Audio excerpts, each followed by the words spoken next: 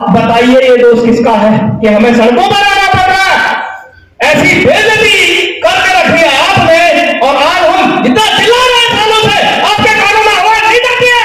किसी शहर का नाम बदल देने से, किसी सड़क का नाम बदल देने से, किसी स्मारक का नाम बदल देने से आजादी, या किसी नदी का नाम बदल देने से आजादी नहीं मिलती है।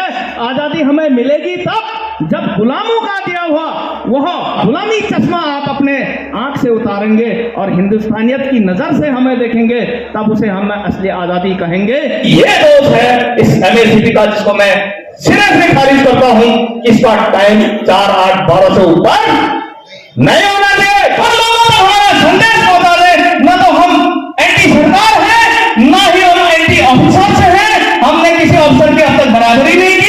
आंकड़ों के हिसाब से हमें क्या मिलना चाहिए था, जो नहीं मिला, मैं उसकी बात कर रहा हूं। पे कमीशन में लेवल 9 खाली है। तीसरे पे कमीशन के बाद 1974 में जब बांग्लादेश फतेह आपने कर दी, तो उसके इनाम के तौर पर आपकी 70% पेंशन वही कम कर दी और सबके सबको सेंट्रल सिविल सर्विसेज में डाला गया, जहां पर भारत के किसी भी कर्मचारी, सरकारी कर्मचारी की पेंशन हो जाती है 50%। आप वहां आ गए, ये पहला इनाम था। धीरे धीरे हमारे साथ अन्याय का सिलसिला शुरू हो गया था, क्योंकि ना तो हमें जानकारी थी, ना हमें बोलना आता था। जिसे बोलना आता था वो सिर्फ आपको लॉलीपॉप पकड़ा करके अपने लिए सोचते गए, बनाते गए, ऊपर चलते गए। आप जहां हैं, आपके बारे में किसी ने कुछ नहीं सोचा। ये अधिकारी भी इंटरमीडिएट पास करते हैं, नेशनल लेवल पर सिलेक्शन होता है और एक अच्छी आईक्यू और सर्विस सिलेक्शन होने के बाद 3 साल एनडीए ट्रेनिंग करके हेमवती नंदन भोगड़ा खुद उनको ग्रेजुएट की डिग्री देती है। 1 साल मेरे घर पर आएंगे, बगल ही पर है, वही तो जाते हैं हम कैंटीन, और वो लेवल 10 के लायक आप तैयार करते हैं। तो क्या जवान को आप 9 महीना 1 साल में एक ग्रेड अप लाइन को तैयार नहीं कर पाए आप? जबकि केवल आप एजुकेशन बेसिस देख रहे हैं। यदि सिविलियन एजुकेशन का ये शारीरिक रूप से कमजोर हो, चश्मा पहनता हो, तो क्या उसको नौकरी नहीं मिलेगी? मिलेगी। क्या जवान को मिलेगी? नहीं। डीपली आप उसका प्रोफेशनल टास्क की पूर्ति से आप उसका डीपली मेडिकल कर रहे हैं, और हजारों की भीड़ में निकल कर अपना प्रदर्शन करके फिजिकल को क्वालिफाई कर रहा है, तो उसकी तुलना बराबर के समकक्ष एजुकेशन से कैसे कर दी जाए? ऐसा नहीं होना चाहिए था। साधारण भाषा में जिस ग्रेड में आपका सिपाही है, पे बैंड 1 लेवल 3 आज की डेट पर ग्रेड पे के हिसाब से 2000 रुपया, बेसिक पे 21,700, जबकि उसे ग्रेड लेवल 4 में होना चाहिए था, जहां पर आपके नेक्स्ट आप शुरू होते हैं। ग्रेड पे 2400, बेसिक स्टार्ट तनख्वाह 25,500। क्या सिपाही मिनिमम सर्विस में ना तो उसका पेमेंट चेंज हो रहा है, और वो उसी पेमेंट में है, तो क्या यह न्याय संगत हुआ? फिर आप मिनिमम एंड मैक्सिमम पेंशन का निर्धारण किस फॉर्मूले से कर रहे हैं? Who is maximum? मैं भारत सरकार से पूछता हूं कि हमारा मैक्सिमम पेंशन का वो कोई ऐसा हवाला दें जिसके आधार पर वो ओआरपी दे रहे हैं कि मिनिमम को मैक्सिमम की तरफ लाना ओआरपी है। झूठ बोलते हैं आप, ऐसा कोई फॉर्मूला नहीं है। तो तुम कैसे जहां पर कितना है उसकी तरफ ला रहे हो? गंगा आप उल्टी बह रहे हो, गंगोत्री से जाना गंगा सागर चाहिए था, आप गंगा सागर से गंगोत्री ला रहे हो।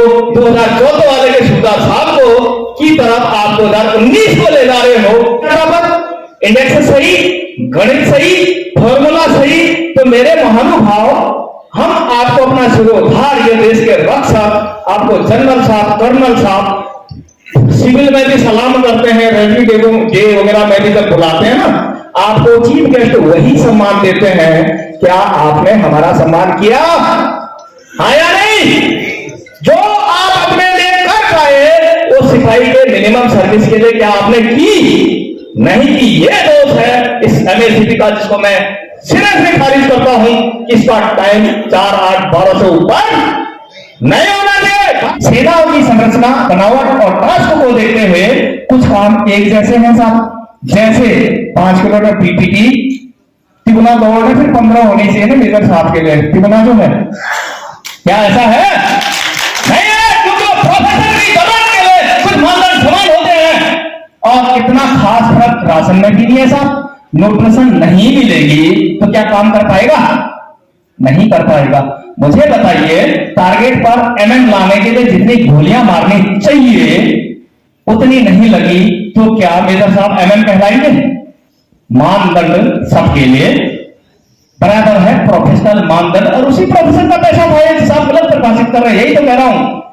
सीआईसी के ऑपरेशन में arm forces special power act 1958 पहले ही समझा दिया है। नाइक भी तो लड़ाई लड़ रहा, वो भी कमांडर है, तो क्या हर कमांडर के स्तर का आप एमएसपी अलग अलग कर सकते हो? अगर कर सकते हो तो सैनिक जो स्कॉट आगे जा रहा है उसके माँ बाप नहीं है, वो किसी का बेटा नहीं है, उसकी कोई भावनाएं नहीं है, उसका कोई आत्मसम्मान नहीं है। उसने 18-20 साल खेलने कूदने की उम्र में बलिदान नहीं दिया अपनी भावनाओं का। खेलना कूदना चाहिए था जैसे और लोग सामाजिक गतिविधियों में भाग लेते हैं। जब उसने अपना सर्वस्व सामाजिकता, सर्वस्व नागरिकता के वो वसूल आप पर बलिदान किए तो उसका एमएसपी इतना कम क्यों? ग्लेशियर में ट्रेनिंग करते हैं, आप इक्विपमेंट पहनते हैं, रशियन स्लीपिंग बैग है तो सबका है, बल्कि आप बुखारी में है, वो बाहर खड़ा और आपको रिपोर्ट दे रहा अलग कि बाहर मौसम खराब हो गया, उसकी सिट्री आप पास कर देते हैं। सिर्फ आप इतना ज्यादा और वो इतना कम क्यों? तब तो मेरे को अपने बाप की दुनाली बंदूक डबल मोर बैरल वो लेके जाना चाहिए और आप जो है आजकल का असल्ट राइफल ले जाएंगे। ऐसा तो नहीं होता, क्योंकि वो टास्क की पूर्ति के लिए हर चीज बराबर है, छुट्टियां बराबर हैं, तो लिहाजा एमएसपी को भी बराबर किया जाए। महानुभाव, जितना आपका है उतना नहीं, गवर्नमेंट अगर 5200 को उचित समझती है एज अकॉर्डिंग इकोनॉमी तो उनको भी 5200 हम कभी ज्यादा नहीं मांगेंगे, लेकिन आपका ज्यादा क्यों है? और नॉन कॉम्बैट का इतना क्यों है जब नर्सिंग स्टैंड का नहीं है? अभी पलटन का भूडा मेजर साहब क्यों नहीं रहा स्टेटिक फॉर्मेशन में, जहां आप मजे ले रहे हैं? सब एरिया, स्टेशन हेडक्वार्टर, एनसीसी, उम्र थी ना आपकी, अच्छे बॉर्डर पे जाइए ना। यहाँ में रहता स्टैटिक जगह, वहां भी आपने अपना हमारा अधिकार न वहां छोड़ा न यहाँ छोड़ा, ऊपर से गैजेट भी कहते हो, ऊपर से हमारे को पैरामिलिट्री के साथ मिलाते हो, लेकिन उनके और हमारे बीच क्या अंतर है, हमारी रैंकिंग सिस्टम क्या है, आप ये भी बताने को तैयार नहीं है भारत सरकार को। यहाँ पर भी आप छुपा गए से उनके समझ बात को, ये है खराबी। और इस प्रकार के डाटों से भारत सरकार को जो मैसेज जा रही है, अब वो बता देता हूं। यह संगठन एंटी अफसर है, यह संगठन इस प्रकार के काम कर रहा है देश में जो गवर्नमेंट को नहीं चाहते हैं। पॉइंट नंबर 2, ये चाहते हैं कि सैनिक भी विद्रोह पर उतरने की स्थिति में आ जाए और आने वाले 2024 के चुनाव में भारत सरकार के 144 सीटों को प्रभावित किया जाए।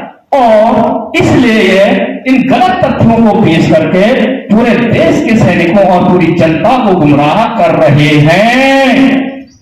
यह दुविधा में भारत सरकार है। यदि आपने लास्ट कंक्लूजन आपने इनकी बात मान ली तो सैनिकों पर अप्रत्यक्ष रूप से हुकूमत एक्सपेंड करेंगे, हमारी कमांडरशिप खत्म हो जाएगी, हम बटन नहीं रख पाएंगे उसको घर में, हम उससे काम नहीं ले पाएंगे, हमारी हुकूमत और अधिकार खत्म हो जाएंगे। इसलिए इनसे बात नहीं करनी। ये इस प्रकार के बातों से पता चलता है। क्या मैं गलत हूं? यही समझाया जा रहा है, क्योंकि सही अर्थों में आपने बताया ही नहीं है कि है क्या। मैंने आपको जटायु और संपाति का उदाहरण दिया कि उन्हें किस प्रकार से रामादल को लंका तक भेजा था। सक्षम होते हुए भी उनको पता नहीं था, सक्षम होते हुए आपको भी पता नहीं है।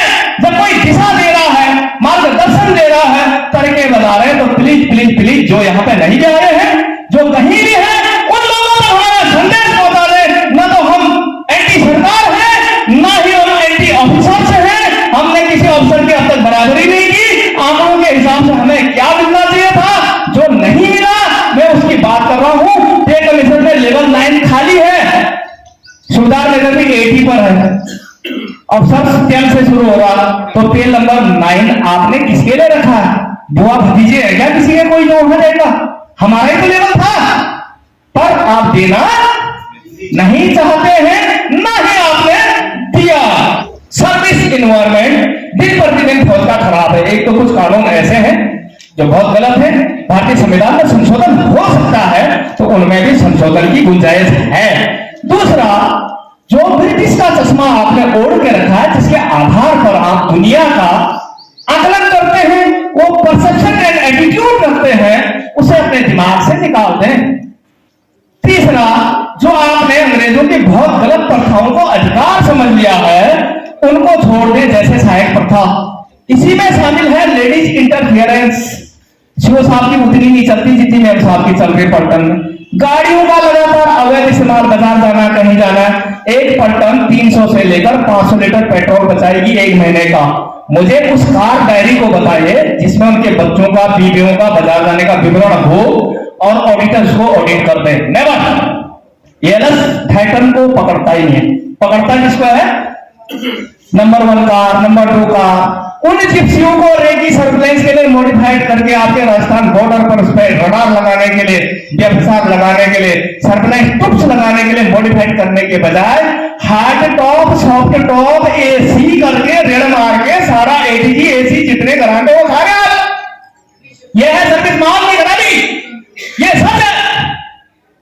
क्योंकि आपका लेडीज इंटरफेयर इतना ज्यादा है, हुकूमत आपकी है, इसलिए जवान आत्महत्या करता है, क्योंकि घर में नौकर की तरह वो है, तो बगावत होगी। जब 60% लोग एडम ड्यूटियां कर रहे हैं, 40% लोग ट्रेनिंग पे कर रहे हैं, उसी में से छुट्टी कटानी है। अब सुविधार छुट्टी के लिए मना तो करेगा भाई, पूर्ति जो 40% नहीं, ड्यूटी भी तो करनी है, क्योंकि उसे डबल ड्यूटी जाना पड़ेगा। एक दिन एक स्टेज में आके वो मुझे मार रहा है, मेरा दोषी क्या है? मैं तो बहुत चलानी, मैं भी तो गुलाम हूं किसी का। अगर वो 60% की नफरी हमारे पास होती तो कार्य का बोझ कम होता या नहीं होता? हाँ, होता या नहीं होता? इसी प्रकार इक्विपमेंट का आप गलत इस्तेमाल करते हैं। सेना में जितने प्रकार के ग्रांट आते हैं उनका इस्तेमाल हम 1 लाख एकेडमी में रहे हैं, करोड़ों के बजट आते हैं। सुबेदार साहब को खाली साइन करने के लिए है, बीट बन रहे फसला, गेट पे बीट वाला आ रहा है, ये बीट वो बीट, साइन करके लास्ट में डीलर वही आ रहा है जो सारा पहले गिरा रहा है ना। ठीक है साहब, इतने वाले सेना के अंदर हैं, कोई पकड़ने को तैयार नहीं है। इतना ज्यादा माहौल खराब है, कोई बोलने को तैयार नहीं है। ये था सर्विस एनवायरनमेंट। सर्विस एनवायरनमेंट के लिए पे एंड वेलफेयर जो मिलना चाहिए था वो भी नहीं मिला। अब बताइए बंदा कहां जाएगा? अब शहर की माहौल की मोटी मोटी चर्चा करने के बाद चलो खा पी के दिन निकाल के आगे तो टूट फूट गए, आ जाते हैं साहब सिविल में। और जोगी वाला का मैं एक रेफरेंस देता हूं कि यहां पर 10,000 एक्स सर्विसमैन है, हमें सब एरिया दूर हो रहा है, किलोमीटर दूर हो रहा है उदाहरण के तौर पर, लिहाजा हमें यहां पर सेफ्टी दे दो। नफरी की संख्या किसकी बताई जा रही है? आपकी। वो तो 4 ही होंगे, इसलिए शेडी खुल गई। अब मुझे बताएं मैनेजर कौन लगेगा? अफसर लगेगा? आपकी पूछ हुई यहां भी नहीं। डीजीआर सारे सिक्योरिटी के ठेके किसको दे रहा है? यस, वहां पर एक सैनिक का आप 22 से 25,000 का वेतन शो कर रहे हैं महीने का 8 घंटे के काम, उसे फर्स्ट क्लास चाय प्रोग्राम में लगे